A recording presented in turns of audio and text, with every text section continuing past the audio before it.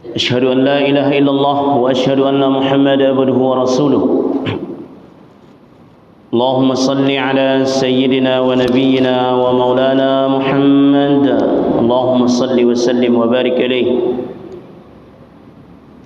قال الله تعالى في القرآن الكريم أعوذ بالله من الشيطان الرجيم رب اشرح لي صدري ويسر لي أمري wahlul 'uqdatam min lisani yafqahu qawli. Para bapak, ibu, jamaah salat subuh yang semoga dirahmati oleh Allah Subhanahu wa taala. Syukur kita ucapkan kepada Allah Subhanahu wa taala atas segala limpahan rahmat dan karunia yang Allah Subhanahu wa taala berikan kepada kita. Salawat serta salam kita ucapkan kepada baginda Nabi kita Muhammad sallallahu alaihi wasallam. Allahumma salli ala sayyidina wa nabiyyina wa maulana Muhammad. Semoga kelak kita semua mendapatkan syafaat dari Rasulullah sallallahu alaihi wasallam. Amin amin ya rabbal alamin.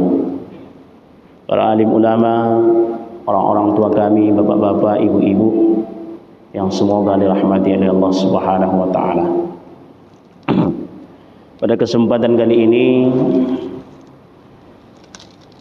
saya akan menjelaskan tentang yang berkaitan dengan Idul Fitr, karena tinggal beberapa hari lagi kita akan masuk ke bulan Syawal dan ini sudah di penghujung Ramadan.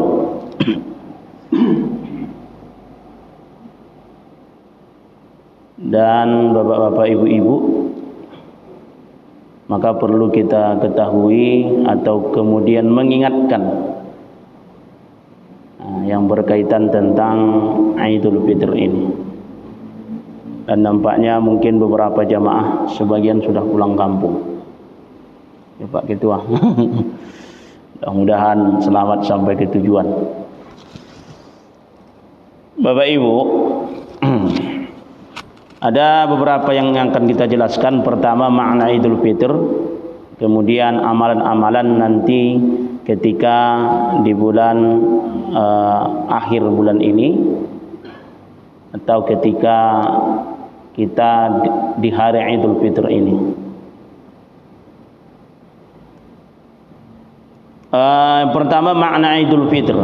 Kita sering menjelaskan atau mendengarkan Id artinya kembali, Fitri artinya suci, maksudnya kembali kepada yang suci. Sebenarnya bukan itu maknanya, Pak. Idul Fitr itu bukan itu. Kenapa? Karena kalau kembali bukan Id namanya. Kembali itu ada ya'udu audah, yaitu Bapak Ibu, audah itu baru kembali. Suci itu bukan fitri seperti yang kita jelaskan pertemuan kemarin. Suci itu ya fitrah, seharusnya audatul fitrah, kembali ke suci kan. Tapi kalau Id maknanya adalah apa?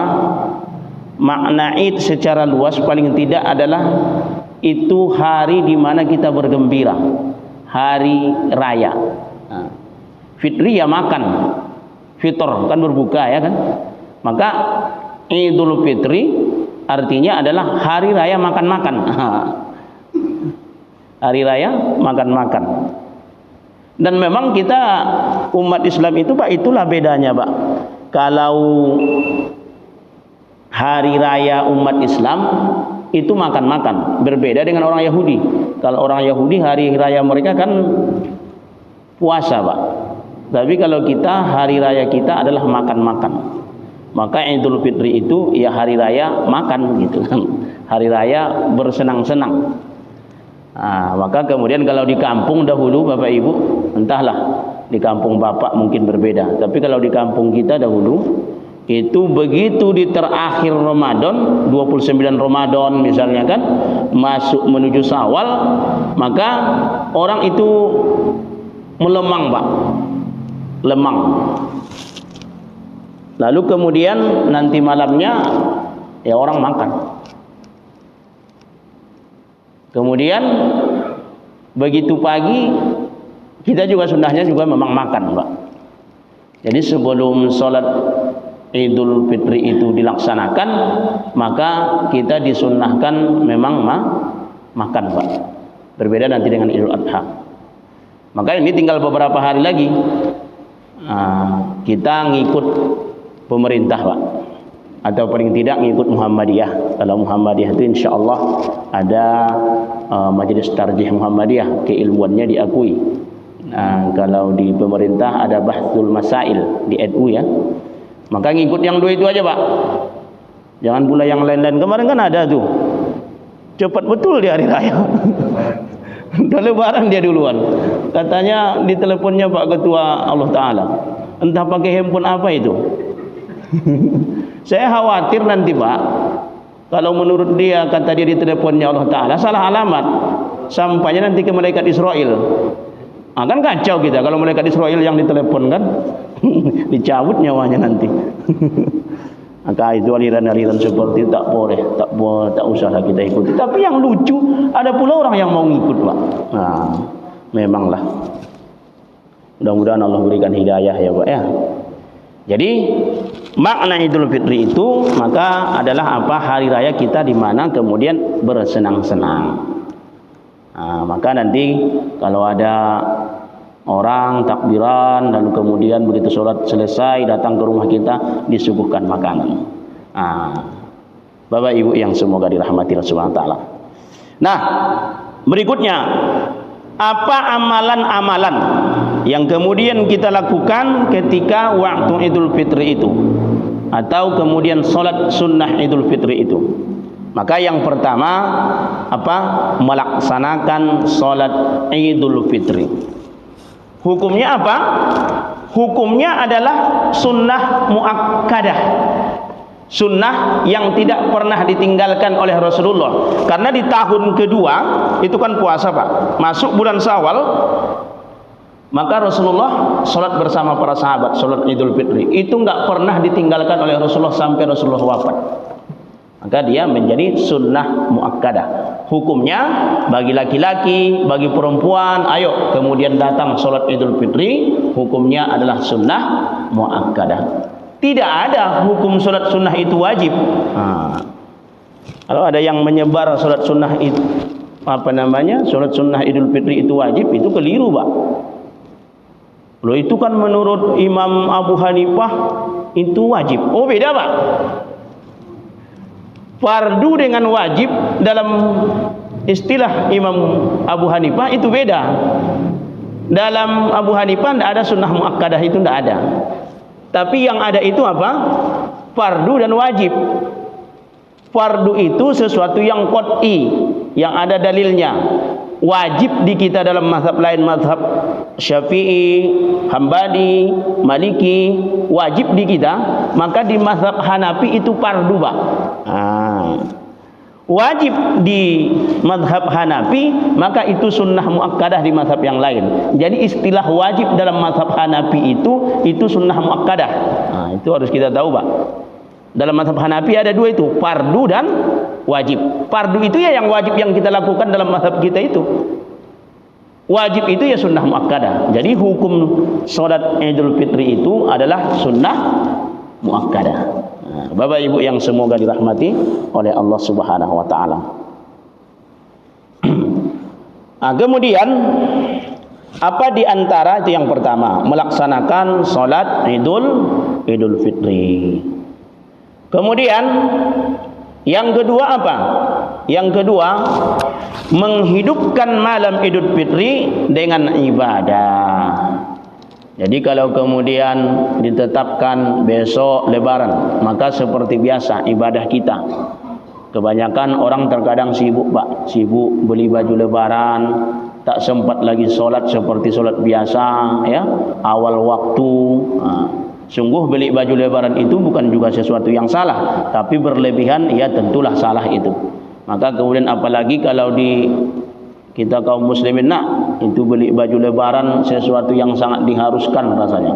Tapi jangan sampai Ramadan berlalu maka begitu biasa-biasa saja rasanya. Tak lagi sholat awal waktu, maka persiapkan ibadah. Malamnya kita beribadah seperti biasa, sholat awal waktu, lalu kemudian perbanyak baca Quran, perbanyak berzikir kepada Allah Subhanahu wa taala. Maka pada malam itu Bapak Ibu kita fokuskan untuk beribadah kepada Allah Subhanahu wa taala. Di antaranya, Pak, apa amal ibadah yang kemudian kita dituntun oleh para ulama salafus saleh dan ulama mujtahid. Ini dia, Pak. Dalam kitab Al-Majmu' Syarah Al-Muhadzab, Imam An-Nawawi menjelaskan, Pak. Apa itu? Ternyata ketika beliau mengutip dalam kitab kitab Al-Um itu kemudian dijelaskan kembali oleh Imam Nawawi. Apa kata Imam Nawawi? Qala Syafi'i fi Al-Um, berkata Imam Syafi'i dalam kitab Al-Um, kitab induknya itu Al-Um, lalu kemudian diterangkan oleh Imam Nawawi. Apa itu? Wa balaghana annahu yuqal, telah menyampaikan kepada kami bahwa Imam Syafi'i menulis atau kemudian menjelaskan beberapa amalan. Apa?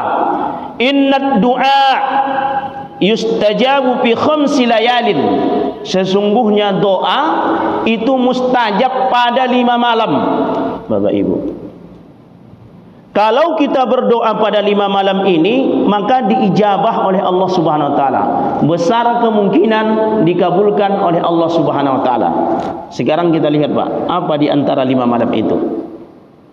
Yang pertama, apa? Fi lailatil Jumu'ah, pada malam Jumat. Jadi kalau malam Jumat itu, Pak, itu doa kita dikabulkan oleh Allah Subhanahu wa ta'ala. Jadi jangan yang diingat kalau malam Jumat itu sunnah Jumat aja gitu kan. Enggak, ada sunnah yang lain. Apa itu? Memperbanyak doa. Dan kemudian kita disunnahkan di situ ketika memperbanyak doa, doa kita insyaallah dikabulkan oleh Allah Subhanahu wa ta'ala. Yang kedua, walailatul adha, pada malam malam Idul Adha. Itu besar kemungkinan diijabah oleh Allah Subhanahu wa taala. Cuman kebanyakan, Pak, kalau malam Idul Adha itu kita ngapain? Jaga sapi. Bapak-bapak biasa sibuk menjaga sapi kalau malam Idul Adha. Maka ikuti imam, sholat berjamaah, doa bersama paling tidak kan, kita berdoa, maka kemudian pada malam itu besar kemungkinan dikabulkan oleh Allah Subhanahu wa taala. Kemudian berikutnya yang ketiga, ini dia, walailatul fitri. Apa itu? Malam Idul Fitri. Jadi ternyata malam Idul Fitri itu doa kita itu besar kemungkinan dikabulkan Allah. Jadi dia cuma semalam, Pak. Maka jangan disia-siakan. Kalau kemudian sudah sibuk itu begini dan lain sebagainya, maka kemudian susah lagi untuk mendapatkan doa di malam itu. Maka toh kalaupun mau beli baju lebaran, Pak, Bu, cepat sekarang. Malam itu kita maksimalkan ibadah. Kalau bisa tidak keluar kemana-mana, kita perbanyak doa. Habis isya, kemudian witir, nanti kemudian tidur, lalu sesudah tidur nanti tahajud, perbanyak doa. Apa doa yang belum dikabulkan oleh Allah Subhanahu wa taala? Mintalah pada malam Idul Fitri itu. Dan nanti akan terasa, Pak, berbeda orang yang berhela-hela keluar pada malam itu dengan kemudian pada ketika sholat Id itu, Pak, ada perasaan itu ketika sholat Idul Fitri itu, Pak. Karena kita fokus beribadah. Sedih rasa kita, Ramadan pergi karena kita masuk ke Syawal, hari-hari seperti biasa saja. Maka kemudian pada malam itu kita memanfaatkan untuk apa? Untuk memperbanyak doa malam Idul Fitri. Ada 5 yang disebutkan oleh Imam Syafi'i, yaitu wa awwalu lailati fi Rajab, pada awal bulan Rajab. Awal-awal di bulan Rajab itu doa kita dikabulkan oleh Allah Subhanahu wa taala. Kemudian wa lailati nisfi min Sya'ban, dan kemudian pada malam nisfu Sya'ban. Kapan itu? Pertengahan bulan pertengahan bulan Sya'ban. Jadi yang kedua sudah kita jelaskan apa itu sunnahnya, menghidupkan malam Idul Fitri dengan ibadah. Kemudian berikutnya Bapak Ibu, yang ketiga, apa sunnahnya? Sunnah Idul Fitri itu adalah yang ketiga, mandi. Jadi waktu kita mau ingin melaksanakan sholat Idul Fitri itu, maka kita disunnahkan mandi. Mandi subuh, Pak. Niatnya apa? Niatnya biasa saja. Aku niat mandi sholat Idul Fitri karena Allah Ta'ala. Itu sunnah hukumnya, Pak. Mandi, siram dari bawah ke atas, dari kanan dahulu, maka kemudian seperti biasa, cuman mandinya ya mandi sunnah Idul Fitri. Dan itu Bapak Ibu, kalau kita lihat nanti di dalam kitab Syarah Fathul Qorib, maka itu ada beberapa macam mandi yang disunnahkan. Di antaranya apa? Wa ghuslul aidain. Apa itu? Mandi di antara mandi dua hari besar. Apa itu? Salat Idul Adha itu kita juga disunnahkan mandi, dan Idul Fitri. Banyak macam-macamnya sebenarnya. Maka kemudian macam mandi yang disebutkannya.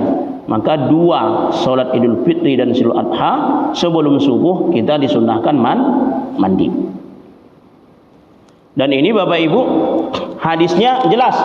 Dalam kitab Al-Muwatta Imam Malik itu dijelaskan apa? Abdullah bin Umar menjelaskan apa? Kana yaghtasilu yaumal fitri qabla ayya'du ilal musalla. Maka Abdullah bin Umar itu apa? Sebelum dia kemudian berangkat salat apa? Salat Idul Fitri itu, maka kemudian beliau mandi dulu.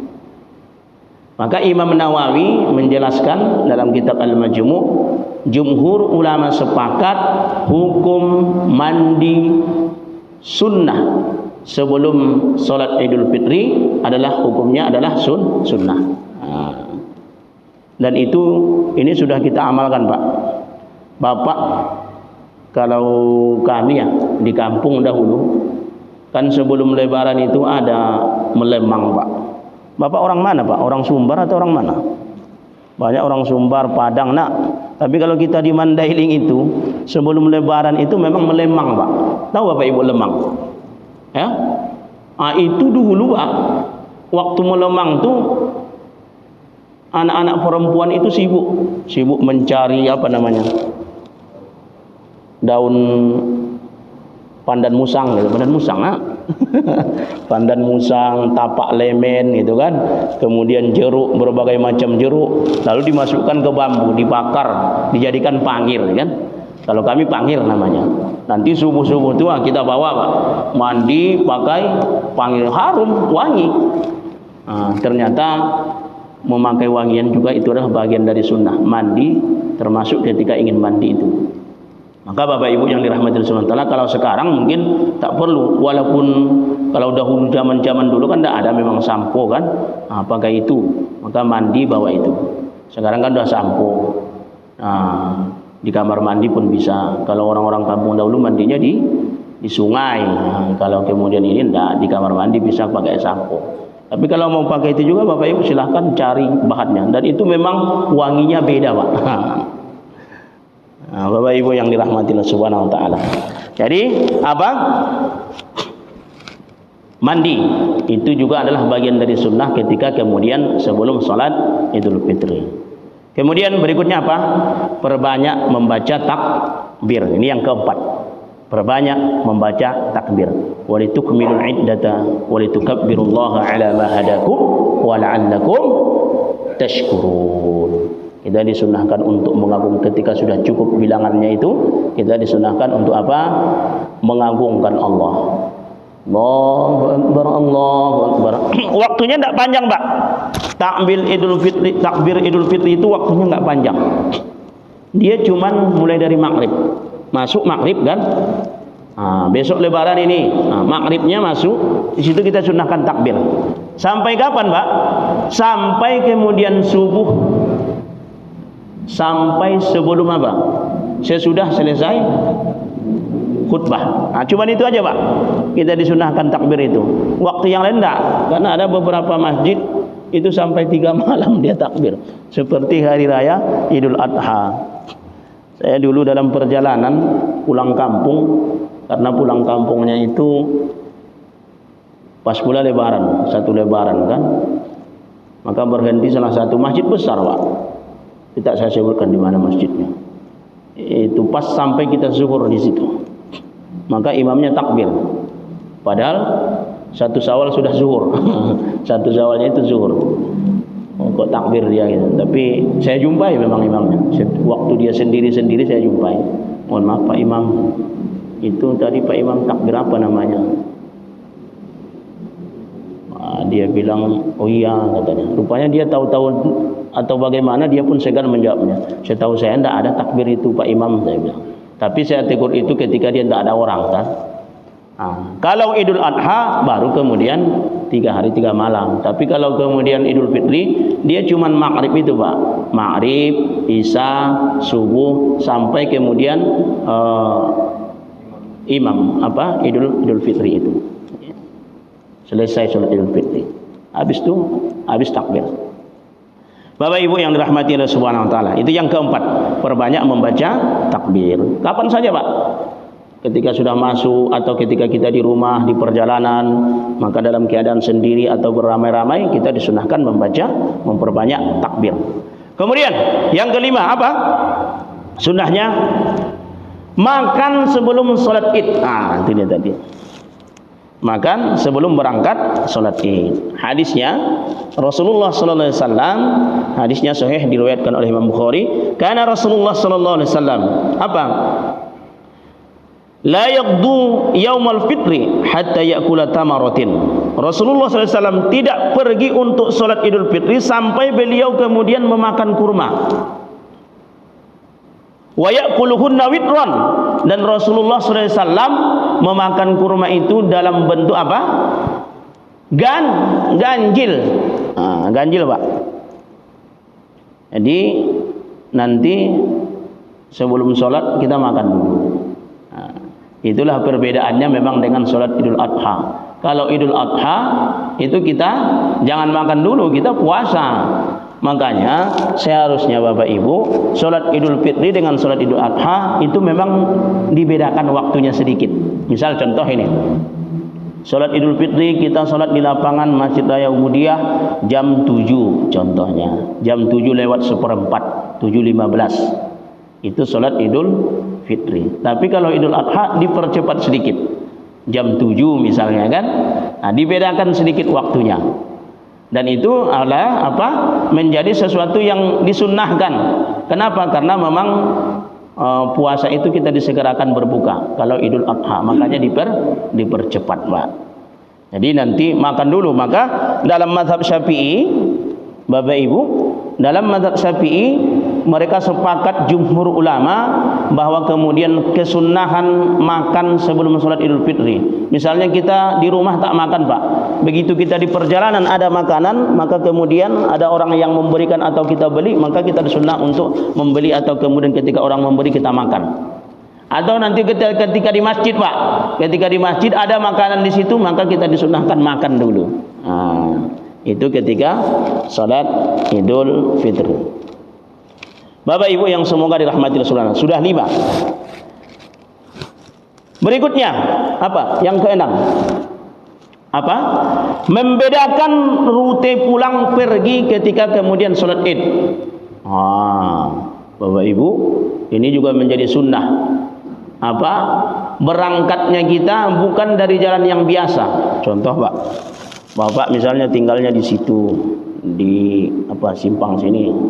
Biasa kan lewat sini. Besok kalau sholat Idul Fitri di mana, Pak? Sini. Mungkin sampai keluar itu kan. Biasa lewatnya dari sini. Sunnahnya jangan lewat dari jalan biasa. Lewat dulu dari belakang stadion kan. Sampai Subranta, belok ke sini ya. Itu sunnah, atau ke Sudirman dulu kan. Itu menjadi sunnah.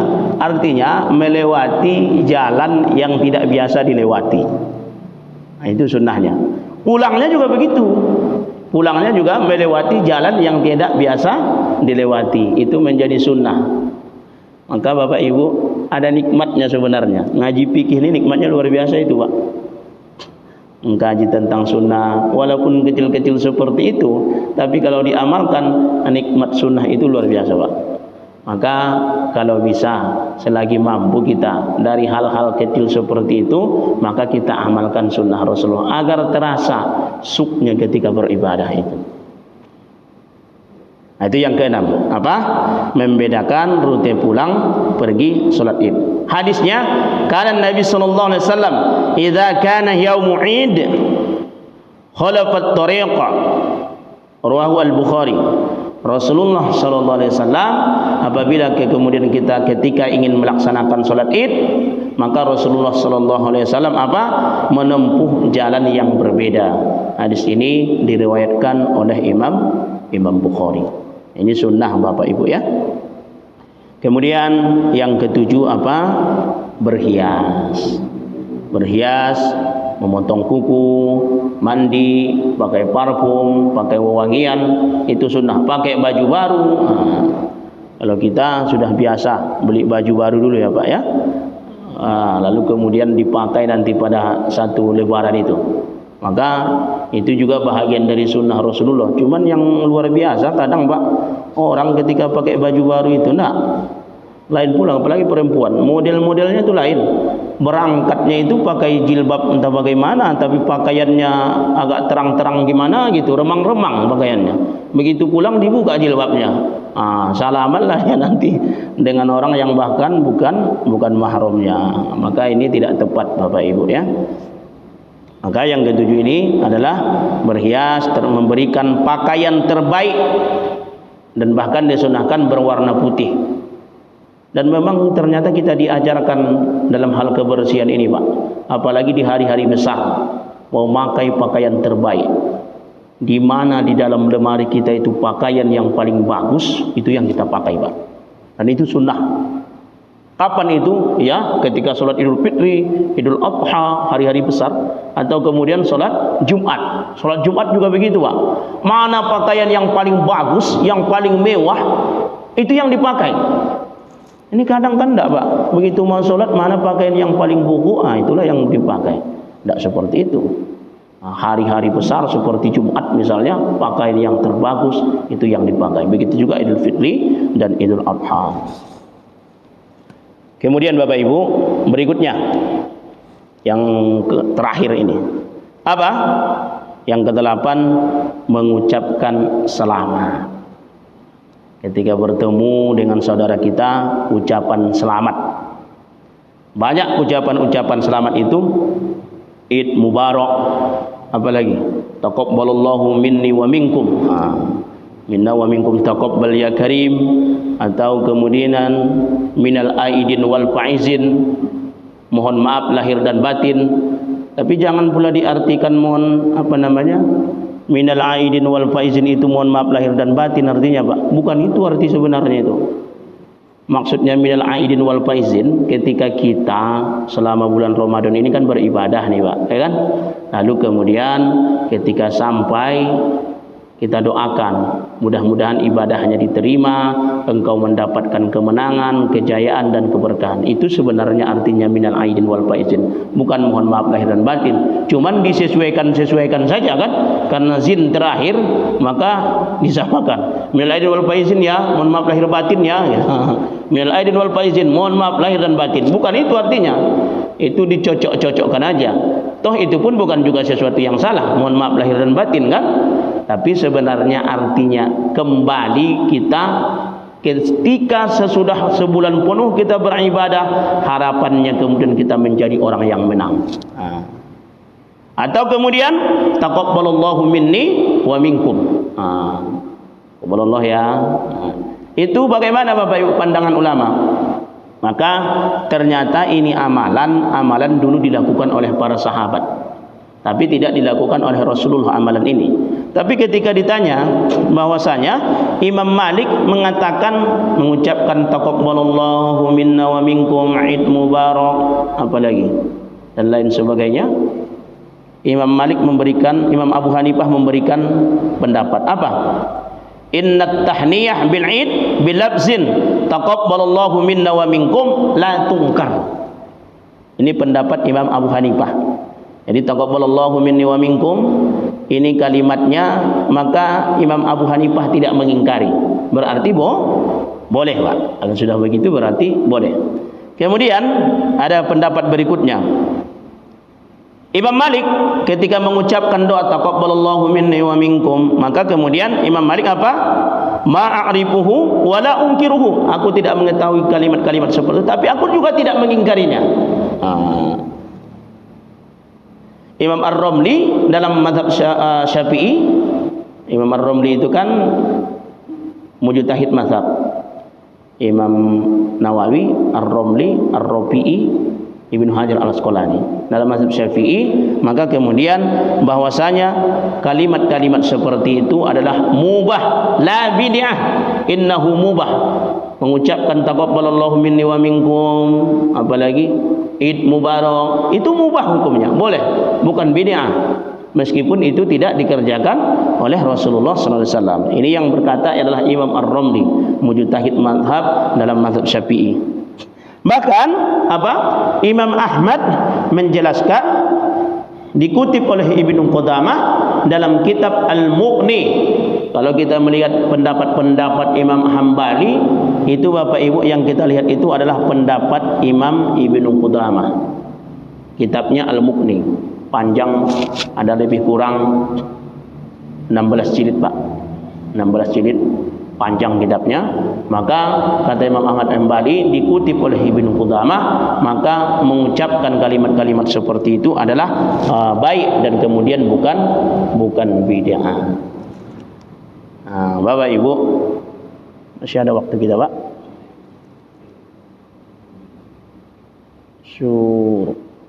Lewat 10. Nah, ada 3 menit lagi lebih kurang, Bapak Ibu ya.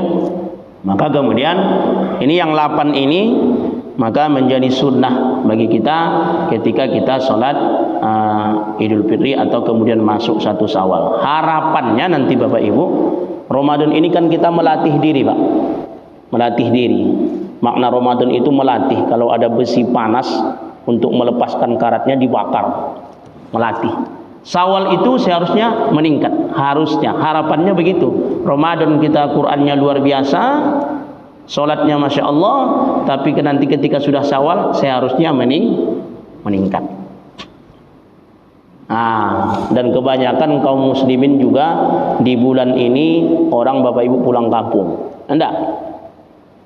Pulang kampung. Dari aja udah banyak Pak orang yang pulang kampung ya. Anak-anak mahasiswa atau apalah itu pakai motor. Maka pulang kampung itu bertemu dengan sahabat keluarga kita, itu juga adalah bahagian, apalagi kita merantau ya Pak ya. Bahagia sekali orang kalau pulang kampung, ada ayahnya, ada ibunya, ada emaknya. Sebelum berangkat pulang kampung dari perantauan, dia sudah siap-siap bawa oleh-oleh. Ingin bertemu dengan emaknya, belinya peci sama ayahnya, belinya sarung sama emaknya, baju. Pulang kampung. Harapan apa? Harapan bertemu dengan keluarga. Bahagia sekali kalau kemudian Lebaran bertemu dengan ayah dan ibu kita, dengan kaum kerabat kita. Itu pertemuan pulang kampung di dunia, Pak. Kan kalau orang perantau itu pulang kampung tak ada ayah ibunya, sedih rasa dia. Bahkan banyak orang kalau sudah tak ada ayah ibunya, tak lagi pulang kampung dia. Harapan dia bersamalah dia nanti ketika Lebaran. Tapi ada pulang kampung yang sesungguhnya Bapak Ibu. Pulang kampung ketika besok di akhirat. Bertemu dengan keluarga kita. Dalam Al-Quran surah At-Tur ayat 21 Allah menjelaskan, alladzina amanu wattaba'athum dzurriyyatuhum biimanin alhaqqna bihim dzurriyyatuhum. Orang-orang yang beriman dan kemudian yang mengikuti mereka, wattaba'athum dzurriyyatuhum, anak cucu mereka, keluarga mereka itu diikat dalam satu ikatan. Nanti Pak, ternyata itu akan disamakan, dilepelkan surganya. Jadi begini Pak, ada ayah nih, ada anak, ada kakek. Dia amalnya biasa-biasa saja. Lalu kemudian yang lain mungkin lebih soleh. Ini nanti bisa Pak bersama di surga. Alhaqqana bihim dzurriyyatahum, anak cucu mereka, ya, kakek mereka, emak bapak mereka itu besok bisa satu surga. Inilah pulang kampung yang sebenarnya. Kalau di dunia kita merasa sedih Bapak Ibu, pulang kampung tanpa ayah dan ibu sedih rasanya. Lebaran tanpa ayah dan ibu sedih rasanya. Tapi ada yang lebih sedih. Kapan itu? Ketika besok di surga tak bisa kita bersama dengan ayah dan ibu, kakek kita, nenek kita. Maka kemudian orang yang punya satu frekuensi keimanan atau paling tidak menyamai, maka pulang kampung yang sesungguhnya itu adalah pulang kampung ketika bersama besok di surganya Allah Subhanahu wa taala. Di dunia iya juga sedih memang ketika tidak berjumpa dengan ayah dan ibu, tapi yang lebih menyedihkan ketika di surga besok kelak tidak bisa bersama ayah dan ibu kita. Makanya kemudian kita perbanyak amal ibadah. Harapan kita besok ketika kita pulang kampung di akhirat bisa kita bertemu dengan ayah ibu kita, kakek kita, saudara-saudara kita. Bapak Ibu yang semoga dirahmati Allah Subhanahu wa taala, saya rasa ini yang dapat saya sampaikan. Harapan kita dengan apa yang saya sampaikan ini di terakhir penghujung Ramadan. Sudah lebih kurang 4 kali saya di sini selama sebulan ini memberikan kajian. Kalau ada khilaf dan salah, mohonlah diberikan maaf kepada Bapak dan Ibu.